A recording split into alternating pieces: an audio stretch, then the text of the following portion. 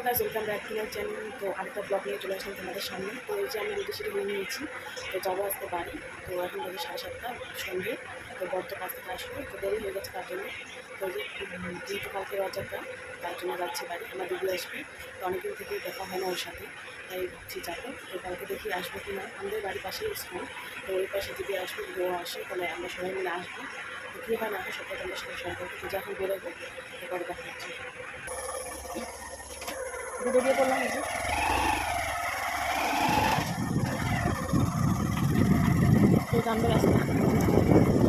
Guys বাড়িতে অনেকক্ষণ আগে চলে এসেছি, তো তোমাদের সাথে শেয়ার করা হয়নি। এসে তো গল্প করে গেছি। তো জানো এখানে আসলে তো অনেক গল্প হয়, তো অনেকক্ষণ গল্প করলাম, দোকানে আড্ডা মারলাম। তো এখন এই যে রান্না বসিয়েছি। তো বাড়িতে আসলে তো আমার এটাই ডিউটি, রাত্রে রান্না করা। সকালে তো মায়ের রান্না করে, তো তখনকারই ভাজা সবজি আছে, ডাল বানিয়েছিল আর ভাজি। আর এখন আমি শুধু সয়াবিন আলু তরকারি করছি, সেটা দিয়ে হয়ে যাবে। তো রান্নাবান্না করে নিই, তারপর শেয়ার করছি। আমি তো কালকে এসেছিলাম, তো তোমাদের সাথে কিছু আর শেয়ার করা হয়নি। রাত্রে খাওয়া দাওয়া করে শুয়ে পড়েছিলাম, তো আজকে আমি শুরু করলাম। তো আমার চান টান করা কমপ্লিট। তো এখন বাজে 2:30 মতো। তো এখন আমরা রেডি সেডি হচ্ছে, আজকে ইসকন, যেহেতু আজকে রথযাত্রা। এই যে কাপড়টা বের করে নিয়েছি, তো সবাই যে রেডি সেডি হচ্ছি। তো রেডি সেডি হয়নি, তারপর তোমাদের সাথে শেয়ার করবো। ফাইনালি আমি রেডি, তো এই সাইডে পড়লাম। তো এই যে মামিও রেডি, তো এখন এই যে বেরোবো আমরা। তো 3:30 মতো বাজতেছে, তো বের হই। তো রথ তো বের হয়ে গেছে, দেখি রাস্তাটা দেখা হয় কি হয় না।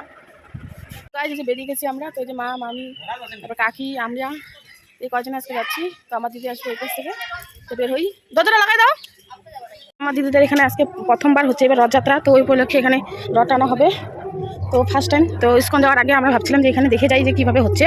তো আমাদের পাড়ার লোকরা সবাই এখানে আসছে, তো আমরা এখন দেখবো কেমন হয়। তো এখান থেকে ঘুরে তারপরে চলে যাবো ইসকন। তো যাচ্ছি।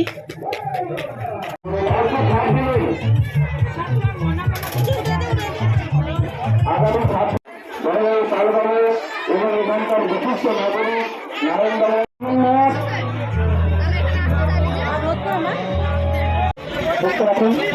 আমাদের রথের এখন পুজো হচ্ছে।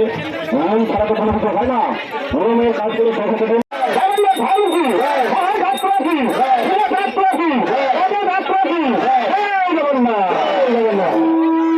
দর্শক মন্ডলী, সকল ভক্তগণ, সকল দল মুসলমানের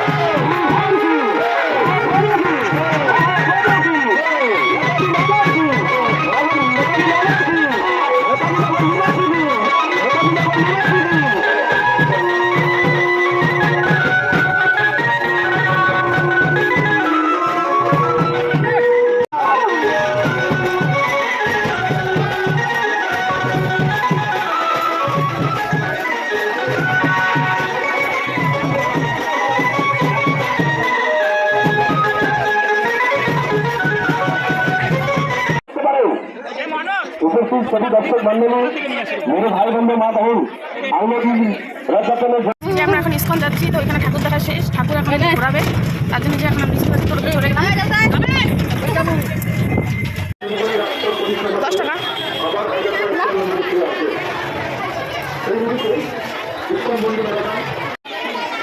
প্রত্যেক বছরের ন্যায় এবছরে ইসকন মন্দিরে রথযাত্রা অনুষ্ঠান শুরু হতে চলেছে।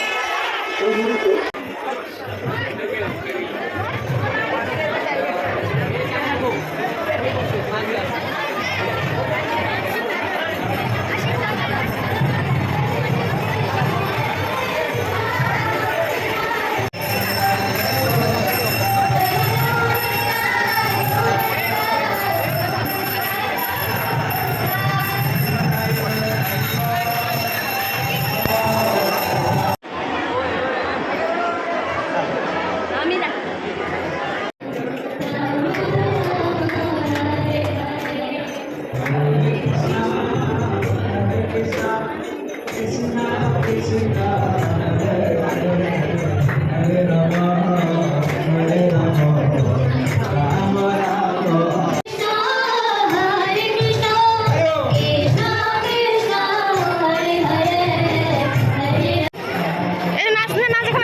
নাচ, না আমি ফটো ভিডিও করতেছি, তুই নাচ, হ্যাঁ নাচ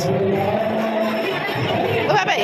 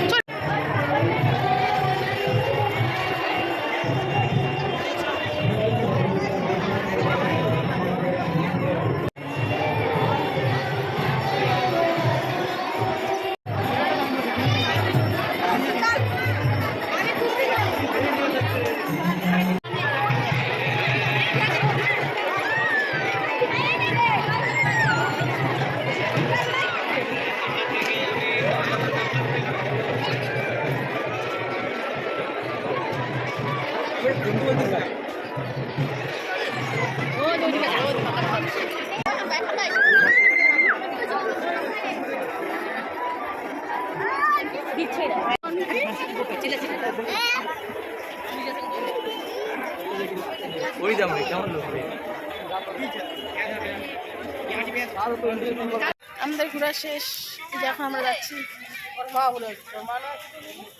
চলে আসলাম বাড়ি। তো যে নেমে গেলাম, এখন হেঁটে হেঁটে যাচ্ছি।